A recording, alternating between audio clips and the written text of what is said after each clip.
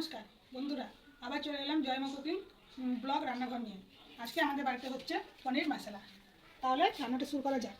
পনির মশলা করতে পনির, ক্যাপসিকাম, এটা টমেটো কিন্তু আমি বীজগুলো বের করে নিয়েছি। বীজগুলো বের করে এই মিক্সিতে পেস্ট করেছি, আর কাঁচা লঙ্কা।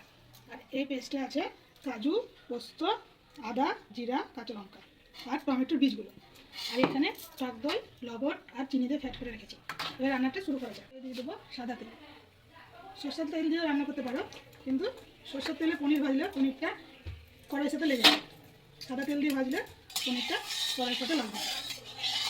তেলটা আমার গরম হয়ে গেছে, এবার পনিরগুলো তেলে দিয়ে ভেজে নেব। পনিরটা ভাজা হয়ে গেছে, পনিরগুলো সব তুলে নেব।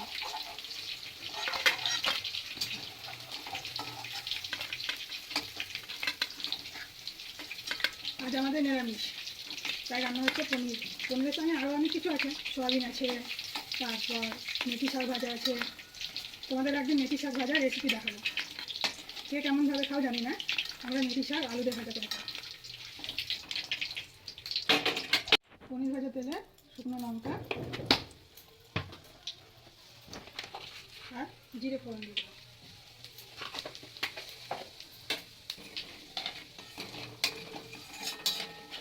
এটা ভালোভাবে ভেজে নিয়ে কাঁচা লঙ্কা 4টে ছিঁড়ে রেখেছি, কাঁচা লঙ্কা করে দিয়ে ক্যাপসিকামগুলো দিয়ে দেবো। দিয়ে দেবো টমেটো, আর একটু হালকা ভেজে নেবো। এটা আমার ভাজা ভাজা হয়ে গেছে। ওই যে পেস্টটা করে রেখেছিলাম কাজু, পোস্ত, টমেটোর বীজগুলো, কাঁচা লঙ্কা, আদা, জিরা, পেস্টটা দিয়ে দেবো। পেস্টটা দিয়ে একটু ভালো করে কষিয়ে নিতে হবে। যেহেতু আদা আর জিরা দেওয়া আছে, কাঁচা লঙ্কাটা যাতে চলে যায় সেইভাবে কষিয়ে নিতে হবে। মশলাটা কষানো হয়ে গেছে, এবারে টক দইটা দিয়ে দেবো। টক দইটা দিব, বা টক দইয়ের বাটিটা একটু জল দিয়ে ভালো করে দিলে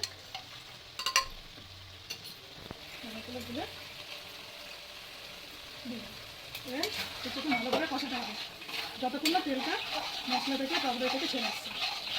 এবার দিয়ে দিব স্বাদ মতো লবণ,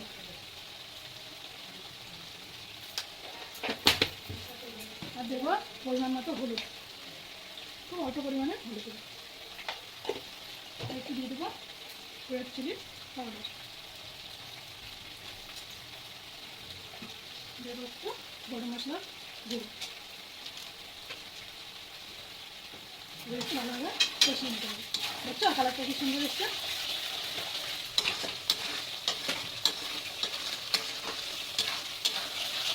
এভাবে আস্তে আস্তে কষিয়ে নিতে হবে।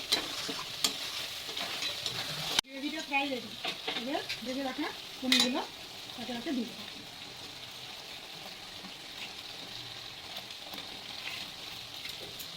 পনিরগুলো দিয়ে ভালো করে মিশিয়ে নিতে হবে। ভালো করে মিশিয়ে নিয়ে খুব সামান্য জল দিয়ে দেবো, যাতে গ্রেভির সঙ্গে পনিরটা ভালোভাবে মিশে যায়। 2 মিনিটের মতো ফুটিয়ে নেবে পনিরটা, তাহলে রেডি হয়ে যাবে আমাদের মশলা পনির। খুব অল্প সময়ে হয়ে যাবে, খুব অল্প উপকরণ দিয়ে। আমার পনির মশলা প্রায় রেডি। এবার আমুলের মিঠা দিয়ে খুব সামান্য দিয়ে এবার নামিয়ে দেবো। তোমরা চাইলে ফেস ক্রিমও দিতে পারো, আমার ফেস ক্রিম নেই সেই জন্য আমুলের মিঠাটা দিলাম।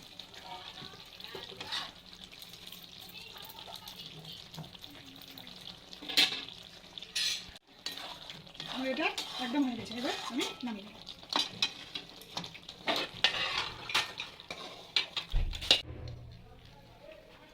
আমার পনির মশলা একদম রেডি। তোমরা এইভাবে একবার বাড়িতে বানিয়ে করে খেয়ে আমাকে কমেন্টে জানাবে কেমন হলো, বা কেমন লাগে, বা ভালো লাগে কি খারাপ লাগে। আজ ভিডিওটা এই পর্যন্ত, আবার আসবো আর অন্য কোনো ভিডিও।